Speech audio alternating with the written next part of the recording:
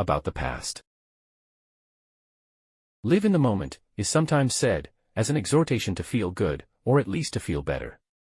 And I fully agree that brooding over old grievances can consume a person from the inside. But apart from that, on the contrary, I need to have one foot firmly planted in the past to feel good.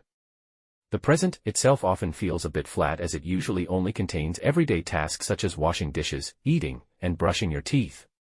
The present simply has difficulty creating deeper meaning in existence.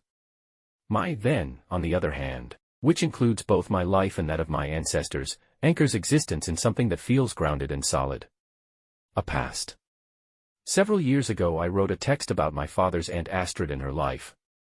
Alingsås Museum had requested stories about women who grew up and lived in Alingsås and the surrounding area. With the help of my father, I wrote a story about a squatter's life in Hemsjo parish outside Alingsås. Hardly glamorous. A hard, tiring, and perhaps not always so fun life, far away from today's romanticized countryside idyll. When, at the age of 40, she was finally free to take care of the croft and her old parents, she met a man. Shortly afterwards they married and moved to Alvingen. However, the happiness would prove to be short-lived. Her husband suffered from a malignant brain tumor and died a few years later. She lived her life as a widow and died in 1984 severely demented at St. Jürgen's Hospital in Hisingen. A life. I have recently found information that now leads me further back in the same family line, and I have now found my great-great-great-grandfather Carl Jacobsen, born in 1798. 6 generations back in time, and I end up in the 18th century. The thought is dizzying. Right now I am busy trying to get an overview of the crofts my family lived and worked in during the 19th and 20th centuries in Hemsjo since the time of Carl Jacobsen. I don't yet know what to do with Carl Jacobsen and his wife Anastina Olofsdotter.